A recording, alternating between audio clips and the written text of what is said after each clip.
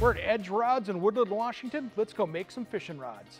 All right, we are here at Edge Rods. Alex, thanks for having us down today, man. It is such a pleasure for you guys to make it to our factory. I'm excited to do a factory tour. I'm excited to show you guys what goes into making a fishing rod in Woodland, Washington. As a side note, we also make antennas, we make hiking stick board, anything that's a carbon fiber tube.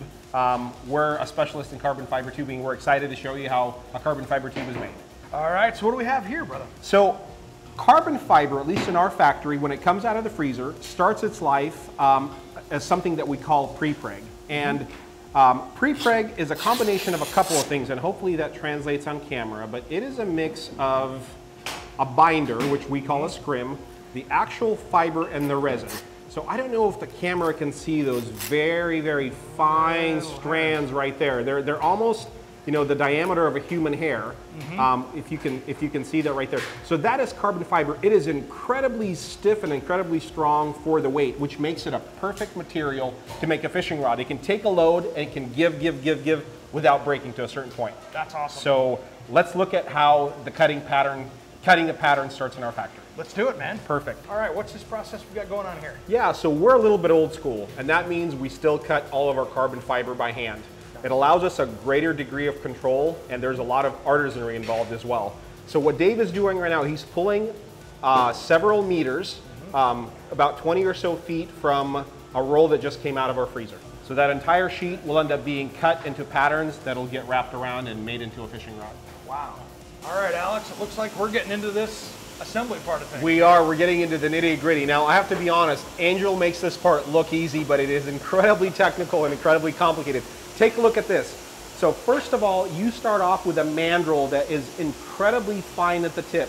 But what is cool about this part is we're taking that pattern that you saw Shirley cut in the other room, and we are attaching it to the mandrel, which essentially looks like a flag, and we call it a flag pattern. Yeah. So that pattern gets tacked onto a mandrel, and Angel make this part look too easy. That is an incredibly fine tipped mandrel because this is going to be a tip for a fly rod. It's already tacked to that mandrel, but it's incredibly easy to pull that material off. So when that resin liquefies, the timing has to be perfect, the pressure has to be perfect for it to go from the tacking station to the rolling station. 2 words, I guess more, don't get your fingers stuck in the rolling machine. So incredible amount of pressure. As you can see, this is a reverse piano key table, so those keys come up, and that helps it adjust to the taper of the blank. And it comes down with about 200 PSI, 200 pounds per square inch, and rolls that material around itself. All right, so we're over here at Big Rollin' Helen. We are. So fishing rods and all sorts of carbon fiber tubing come in all shapes and sizes. Sure. And we have to accommodate. So smaller machines, bigger machines. This happens to be one of our bigger machines. They can accommodate up to 10 feet in length. So if we need a one-piece tube that can be an antenna or a one-piece fishing rod, we can do it on Big Rollin' Helen. Nice. Yeah. All right, now you're protecting it before it goes in the oven. We are. So it's almost ready to bake, just like a fresh batch of cookies. But before it does that, we want to keep it nice and compact, get all the remaining oxygen out of there if there is any, to get all the air voids. But at the same time, heat causes things to expand and unravel, and we want to keep that compact. So we're putting a special cellophane tape on top of the blank to keep it nice and tight as it goes through the baking process. All right, so it looks like if we were making cookies, they're about ready to go in the oven. They're about ready to get committed to the full bake cycle. You got and you can see that these are waiting for a bake, so they're coming from production. They've got that cellophane tape that's keeping them nice and tight. Now, they do unravel with time, so we want to make sure to get them into the oven or get the prior bake out of the oven, which what we'll be doing next. So this is an exciting moment, just like cookies coming out of the oven, and you'll feel that blast of heat coming over. There's an oven rack in there that's already ready with this morning's bake. And what Eric is doing right now is he is wheeling out the oven cart, which has blanks in there that are very, very hot to the touch. Yep. But they are ready. All right, so now you got to tear it back apart again, right? Absolutely. So now that they're baked, we have to extract the metal mandrel because nobody wants to fish with a metal lightning rod. No. So we'll actually extract it from the carbon fiber, and what you'll have is that carbon fiber shell that's left on the outside, which becomes that hollow blank or a tube that will make its way and become the final product. So they came out of the oven, they've been stripped out of that, and now we've got the next step. Yes, sir. So they still have that cellophane tape left on them, and we want to take that off because it'll go into hand sanding or sanding by machine and then coating or painting or not coating. So the next stage is to get rid of that cellophane tape that those blanks have on. All right, Alex, what's our next step here? So once that cellophane tape is off, we want to sand off the remaining ridges and resin that's left on the blank. And what Davian is going to do is he's going to wet sand that blank to make sure that it's perfect before it gets assembled into a rod. Nice. All right, now we're getting the power tools out. I like this. Absolutely. So once it has been sanded, it's going to get ferruled, which means if it's a 2-piece, it's going to get put together. 3-piece, same thing. 4-piece. It involves trimming and it involves some precise craftsmanship. And Davian is also going to take over on that. All right, this looks like a really cool place where magic happens. Absolutely. So a rod is incomplete without a grip. And we are blessed in the fact that we are vertically integrated so that we can make our own carbon fiber grips in-house. One of our master grip builders is Mr. Dave, and if you can see what he's doing is he's in fact taking a strip of carbon fiber and he is weaving it on a mandrel. And what that does is that, almost like you're weaving a basket, allows you to have a very unique style and shape of a grip. Wow, that is beautiful. Building number 2. Building number 2, and this is where we get to grip trimming, rod making, rod finishing, and eventually the finished product, which is our pro shop. Nice, let's take a look at the next step, my friend. Perfect. All right, our next steps. Absolutely. So we saw how Mr. Dave made those grips.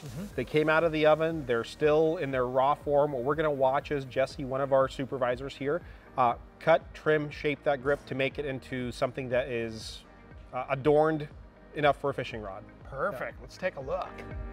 All right, so what's our next step here? So now that that grip is trimmed, we need to open it up so that it can be glued to the blank to become part of the handle assembly for a fishing rod. And what's happening here is we've got some industrial grade reamers, and that reamer is going to open up that grip to the right diameter to be able to fit that blank. Cool. Perfect fit every time. All right, I see we got some glue here. We do, and on to the next part. So those carbon fiber grips have been trimmed, they have been properly reamed out, fitted to the blanks, and what Jeff is doing is the next step, which is using a 30-minute epoxy. Part A and B has to be mixed together. That way it's a long-lasting bond, and those are getting put together onto a grip of a fishing rod. All right, we're almost to the end here. We are. As you can see, it's a little bit warmer in here because this is where fishing rods get their jewelry. That's where they get their guides, and they get tied on to the fishing rod by thread, and then they get finished by brush before they go on the final finishing machine.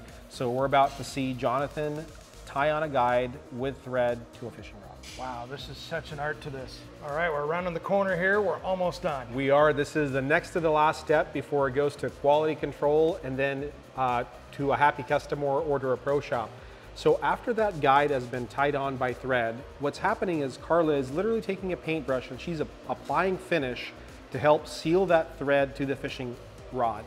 It's a flexible finish, so it allows the finish bends with the actual flex of the fishing rod, so it allows that guide to stay on there for a prolonged period of time. Nice. What's the purpose of that, keeping it spinning, just so it dries correctly?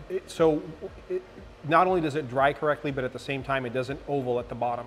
So that centrifugal force helps to keep it nice and flat so you don't have a football shape of the finish where it droops down. Yeah. And the same thing for the big finishing wheels. They keep going round and round and round because it helps to keep that finish nice and flat. I had no idea what goes into a fishing rod, man. Thanks for having us out. It looks like you've got something for just about every occasion out there. It was truly awesome to welcome you to our factory, have you walk through and have you take a peek at what it takes to make a fishing rod. 52 hands across multiple days is what it takes to make a fishing rod. And if you are anywhere in the world and you want to experience a performance fishing rod, we encourage you to go to edgerods.com. If you're a rod builder, north4composites.com for rod building components. If you're local, stop on by the pro shop, talk to Big Mike over here, and he'll get you taken care of in terms of rods, tackle, and anything that you may need for your fishing needs. We are into fishing season now, and you know something? You can get this right in your own backyard, made in the Northwest. Thanks for having us again. It's a pleasure. Come on over and ask for a tour. We'd be happy to extend the same courtesy as we did here as well. Thank you so much for being here. Thanks for having us, brother.